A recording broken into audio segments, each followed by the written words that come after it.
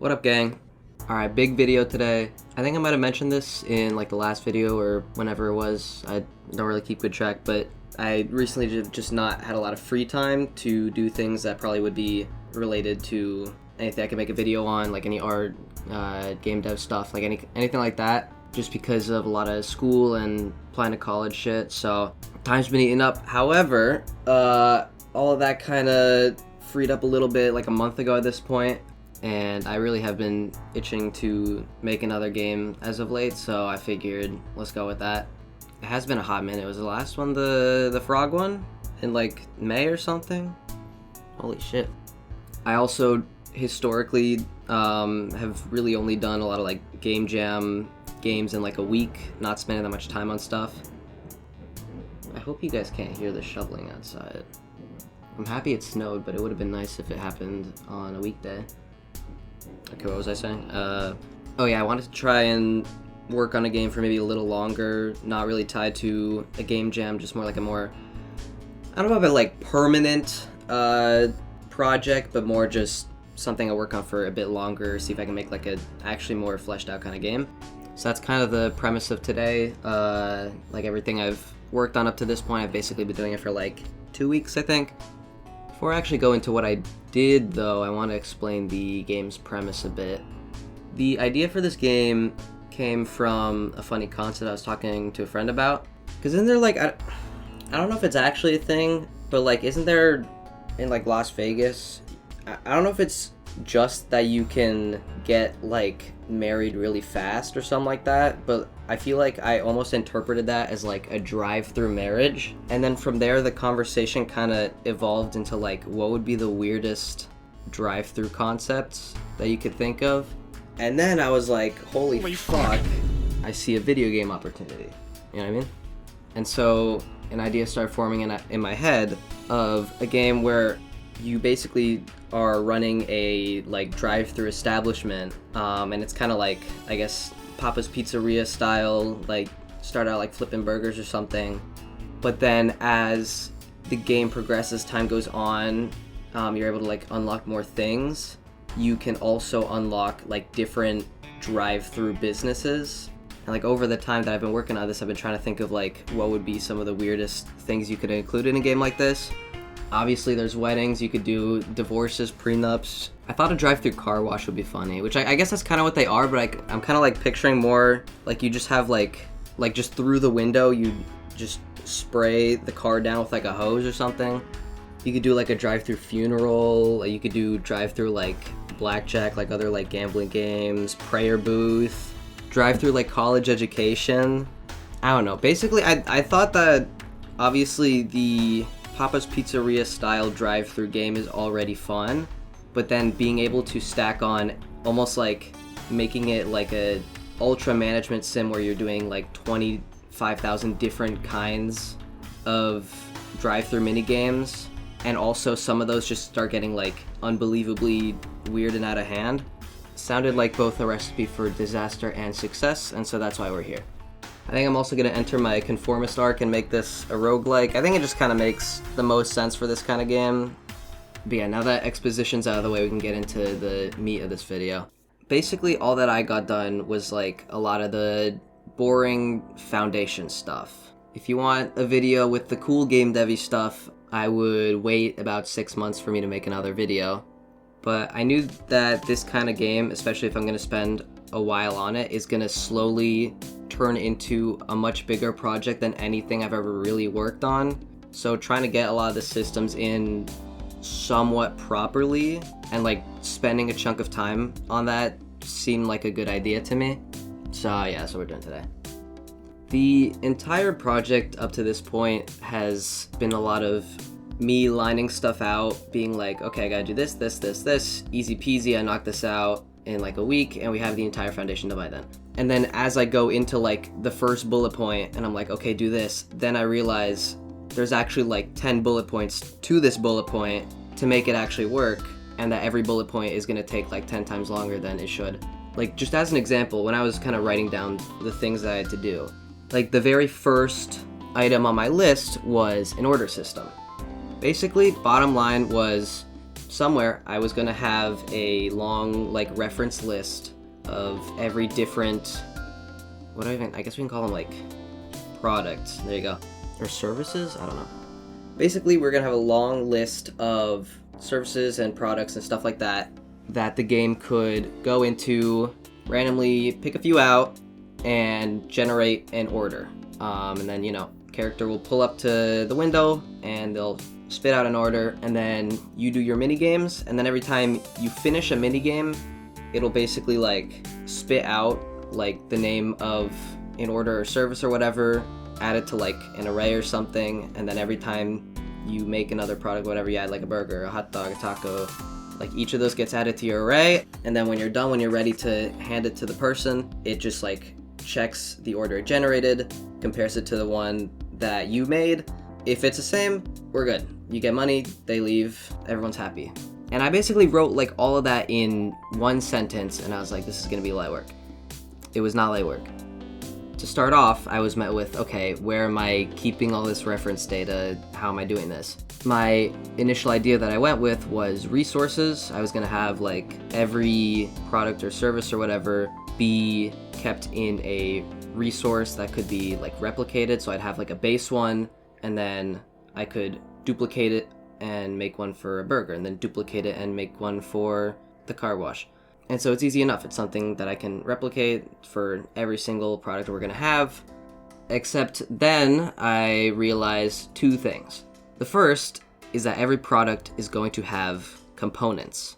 What that means is that when the game's going to create an order, it's not just gonna spit out burger. It's gonna spit out a burger with lettuce, ketchup, and bacon. Not only are we generating random products, we're also generating random components within each of those products. So I'm like, okay, we got to deal with products now. Probably should have thought about this when I first started writing stuff down. Kind of obvious. And it's not that crazy. Now we just have another set of resources for components, and then those components go inside of our product resource. Stuff works okay for the most part. Then I thought about saving and loading. This wasn't going to be something I thought about for a while until I remembered that every time I've tried to do a game with saving and loading systems, the later I started doing it, the more headaches I had later, and this led me to realize a problem with my current system. I'm going to use The Binding of Isaac as an example. When you start a new file in that game, you have a select pool of items that by default are unlocked. And what that new file is basically like your reference data. That kind of tells you what everything should be when you start a new file, like what it all should be from the beginning. But as you progress through the game, you can unlock more items, which means we have to have our reference data with all the information about all of our items and stuff like that as they should be from the beginning, and our file data, which makes changes to the reference data as you progress through the game and unlock more things. They need to be two different things. And then on top of that, we need a third set of data, which is for our runs, which is basically the same relationship as the file data to the reference data, but instead the run data is a copy of the file data that's made at the beginning of a run that can then change during the course of the run. There's some things that'll be changed and unlocked during a run that obviously need to be reset when you start a new one, which is why the run and the file data need to be different as well. So bottom line is, I currently have everything stored in resources, but now I'm here thinking, I'm gonna need to have 3 versions of every single resource that I make. And that seemed like it was gonna get very cluttered very quickly. And honestly, I think at the end of the day, I probably should have sticked with resources, but maybe just spent like an extra maybe 2 seconds thinking of a way around my reference data issue. But I decided instead to swap over to dictionaries. Now, resources are these individual files that have they're attached to scripts, and they're nice because they're a bit more customizable, editable in the game and whatnot. And they also have a built-in saving and loading system with Godot, so they're kind of cool for that. Dictionaries are not actually a saving and loading system, they're just a type of way to store data that looks kind of like this. You got a sort of tag, like a title to whatever data, and then the actual data. And then on top of that, you can put dictionaries inside of dictionaries. So suddenly I could put all of my reference data into one dictionary. I have one overarching dictionary, and then for each item in my dictionary is like the burger product dictionary, then the taco product dictionary. And this is nice because everything is in one file, and that is easier to just save and then have like 3 different versions of it for the whole system that I'm currently doing. The downside of it, which I realize not that far in, but the sunk cost fallacy disallows me from starting over, is that dictionaries are kind of hell to reference in your code and your data sometimes. Especially just because I think when I started going kind of dictionary crazy, making everything a dictionary, even when it didn't need to be. Sometimes I could get away with arrays, which just make everyone's life easier. And so just kind of every part of every function and line of code I was writing just felt like it was 5 times harder than it needed to be, because I'm doing fucking demon witchcraft in order to reference my save data. But we did get past that hurdle, so pats on the back. And after a couple days and a lot of caving my fucking skull into the wall, I had an order system. There's a couple extra things going on here that I feel I should mention. One is there's characters now.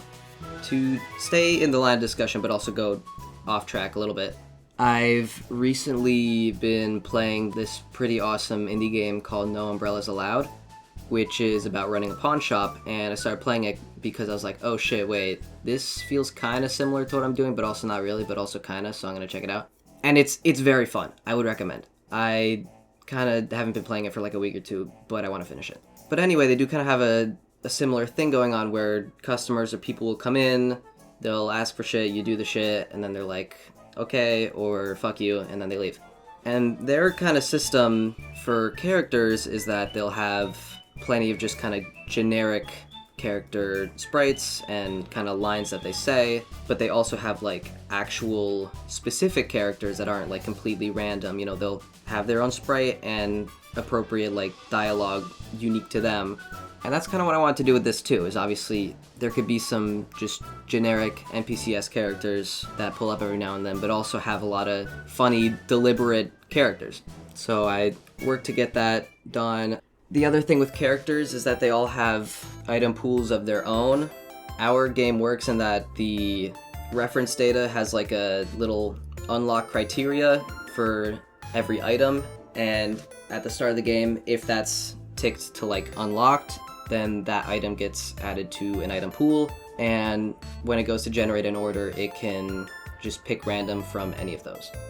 And then there subsequently is a character pool, or, you know, list of characters that can be chosen to pull up to the window, and each character also has their own item pool of, you know, these are products they can ask for. And so if there currently is a product in the item pool that a character also has in their item pool, they get added to the list of characters that can show up at the window. Basically, just make sure that there's going to be a lot of characters, but only the characters that have items in their item pool that are currently unlocked in the run can show up. And then obviously, in this video, I didn't actually make any of the mini games for making any of the services or products yet. Probably going to start happening next video I make. So for the time being, I just put in a little system that you click on the name of a product and it just makes a completely random version of it. And then you can swap between the characters, and when you're hovered over a character's order, if you make a product, it gets added to their order, and then once you're ready to kind of ship it off, it compares what you have to what they want, and then it gives you a certain amount of money based on that. But yeah, once again, like this whole section of the game, I had written down in like a couple sentences on my like to-do list of knocking things out, and it ended up taking me like a full 9 days to just get all of this stuff. But anyway, I had one more part of this game that I wanted to knock out in this kind of foundational video, and that was the shop. Continuing on my conformist arc, I am going to copy every other roguelike out there and have a gameplay section, and then once you're done, you get whisked off to a shop area where there's stuff you can buy to upgrade your run. Anyway, for our shop, how it's going to work is there's going to be like a page with a bunch of different products and services that you can buy for them to now be things you can make during your run. So if in the shop I buy donut, then suddenly in my run I now have the ability to make donuts.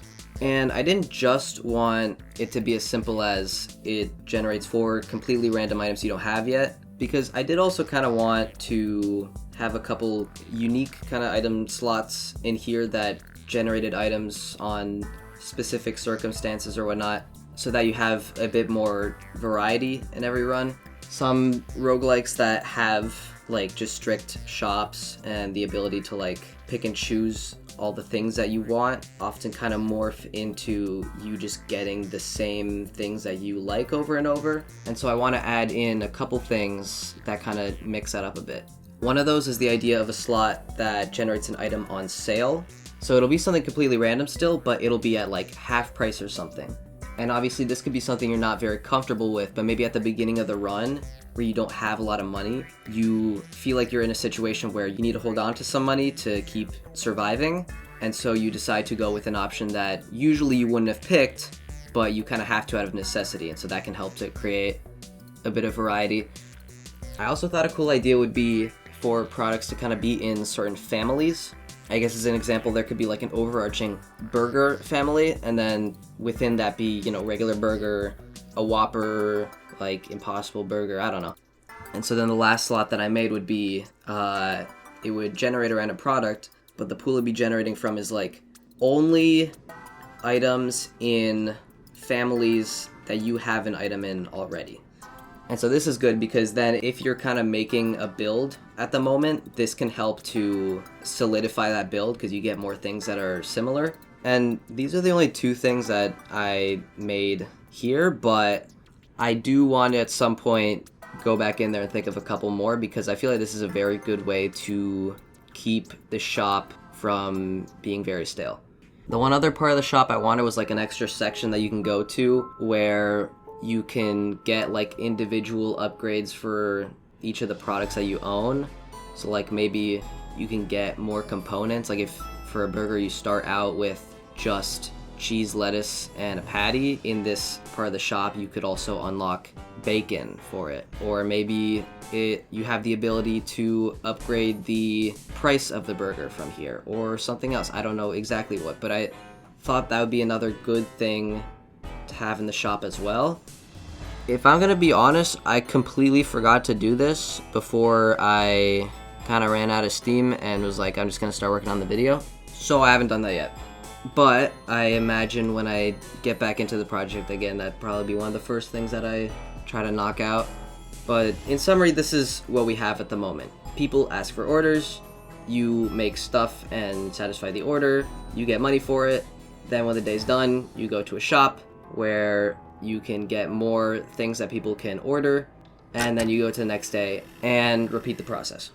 So good progress so far, but I think the better question now is, what's the next step? In all honesty, this whole foundation segment has just kind of been me stalling for the most part, because anything past this is going to be a lot more like real game meat, and that's going to require a lot more brain power, and the whole game is just going to get a lot more complicated, and I don't want to do that. But after I do knock out, like I said, the kind of extra shop bit, I'm probably then also going to start going into making some of the mini games, making sure that they kind of connect up to everything else we have so far and work well within the game. I probably also will maybe start working on the art for this game a bit. I kind of want to knock out most of the programming stuff before I get into that, but I might just kind of start doing some concept stuff, get an idea what I want it to look like. And then as far as all the different products and services and characters and things that are going to be in this game, I've thought of some, but honestly not a lot. So if you guys have any funny ideas for something out there that could be really funny as a drive-thru business, or some character that would be funny to see show up in this game, let me know. I am completely all ears because my creative juices are running out. There's a good chance that another video on this will probably, like, no exaggeration, actually be many months from now, just because I'm probably gonna get bored of this for a little bit and start working on other things. If I can, maybe I'll try and post a more shitty video in between. And also, this is just gonna take a while. Like, all of this took 2 weeks, and this is kind of just the foundational beginning stuff. And I feel like it's just only gonna get worse from here, so just as far as the sheer time it's gonna take to make all this stuff, it might be a while until another video comes out. Either way, that's all for me. It's time to go back into the hibernation cave and not come out for another 5 years, but it's been fun. In the meantime, get the fuck out of here, watch something else, and I'll be seeing you guys around, so bye-bye.